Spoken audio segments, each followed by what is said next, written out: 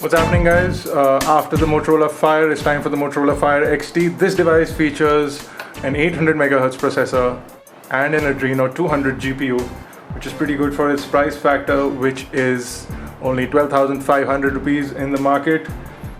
The device features a 3.5-inch capacitive touchscreen, which has more than 2 multi-touch points, and we'll be testing that out for you guys. It also runs the latest version of Android, which is 2.3.4. So without further ado, let's quickly go ahead and unbox the device and take a look at the box contents.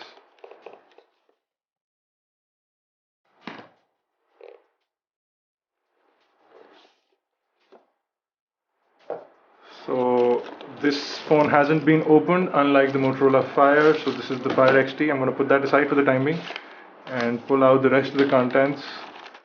So you get a 1-year product warranty booklet, and you have the full colored user guide as well. This is the rubberized back cover from Motorola. The matte finish and does not attract any fingerprints, unlike the Motorola Fire. You have a fairly larger battery also this time. So this one is a 3.7 volt, just like the previous one, and it's got a 1500 mAh battery.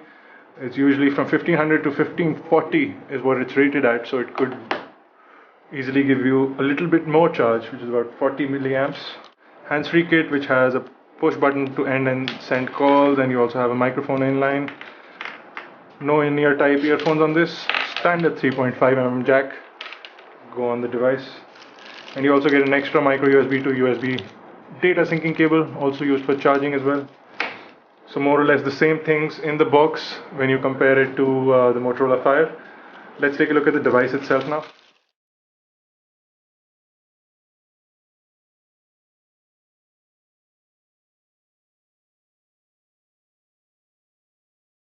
The ear. Let's quickly take off this top plastic from here, and you have the 3.5-inch 320 by 480 pixel capacitive touchscreen over here. You have the capacitive touch buttons at the bottom, the menu button, home button, back button, and the search button. And you have a really nice Motorola logo along with the microphone, which is clearly visible. We really like this bezel. It's titanium finish. It seems metallic. I don't really know if it's metal or plastic, but it seems metallic and it looks really good. It almost gives this device a very pricey look. Bundle that with the anti-glare screen protector and this device will look exceptionally good. It's also fairly thin, if you can see here. So it's only 12mm thick at the thickest point, which I believe is possibly the top of the device over here. So it's fairly thin device. You've got a dedicated camera button on the right hand side. You've got your volume rockers.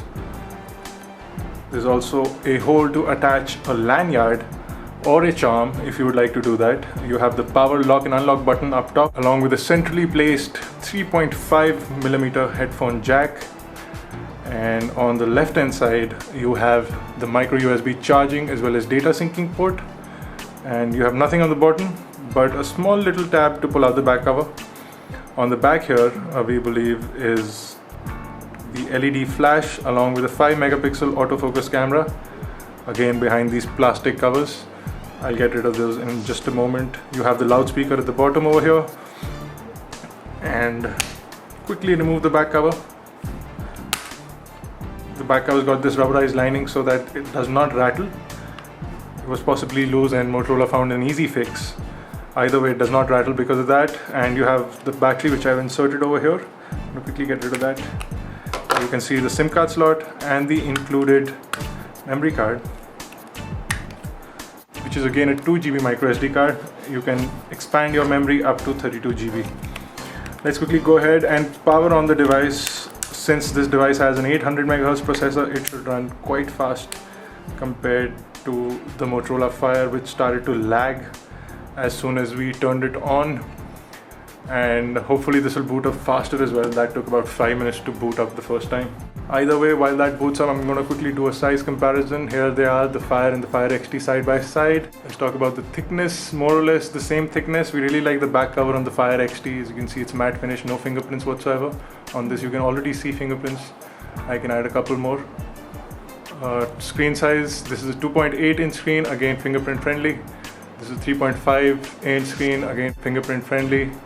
You have a front-facing camera on this, no front-facing camera, a 600 MHz processor in the Fire and an 800 MHz processor in the Fire XT. You also have LED flash and a 5 megapixel camera, whereas a 3 megapixel camera, no LED flash. There is also a price difference. This also has an Adreno 200 GPU and is based on a Qualcomm chipset. This has no GPU. The Fire is a tad thicker than the Fire XT. I can feel the difference when the devices are kept together. I'll try and show that to you guys. If you can see, it is just slightly thicker at about 13.1 millimeters. This is at 12 millimeters, so pretty alright. Let's hope this quickly powers on now. There you go, it's finally powered on. Let's quickly skip the whole setup process. So again, booted into generic version of Android. As you can possibly see, I'll give it some time for it to start responding to my touch. Seems pretty sensitive as well. Just a slight touch of the finger, you do have this carousal effect. A little bit of Motorola customizations, not a lot of things happening over here. Weather application almost looks like the Moto Blur interface, but as soon as you go into the full menu, you'll see that it's very standard apps. Nothing special is here. You can jump to the marketplace. We won't be able to connect right now because I'll need to add my account. I'll just quickly show you the settings panel, about screen. This is running Android 2.3.4, I believe. There you go, it's Android 2.3.4. You get the standard notification panel, no leap or overview. Can't miss to zoom out. You can jump back to the main screen. That's about it. Taking a look at the 5 megapixel autofocus camera. Let's see if the plastic is out of the way. Looks pretty good. Focuses, you can tap to focus, I believe. Or you can't tap to focus, so it does focus automatically, so you can see that. Either way, that's the camera application. So there you go, guys. This was a quick unboxing and hands-on with the new Motorola Fire XT. Quick comparison with the Motorola Fire. This is priced at 12,500 rupees. Available in the market right now. You can get it for a little bit more than the Fire. And this adds a faster processor, a Qualcomm chipset, an Adreno 200 GPU, a larger touchscreen, no QWERTY keyboard. It's a slimmer form factor. You get a 5 megapixel autofocus camera with LED flashlight at the back. This really nice matte finish, rubberized back panel, and we'll have a full review out for you guys shortly. Stay tuned for that. For more unboxing videos, reviews, tech news and views, log on to iGyaan.in. Please also subscribe to our YouTube channels. For iGyaan, it's youtube.com/iGyaan, and for iGyaan TV, it's youtube.com/iGyaan TV. The links to those are on the screen right now or in the description below. You can also connect with us on Facebook, Twitter and Google Plus now, so those links are in the description below or at the end of this video. If you have any questions or queries, log on to igyaanforum.com, the best place to discuss technology, discuss it with friends. If you have any comments or feedback, leave those in the comment section below. This has been Bharat Nagpal. Thank you for watching.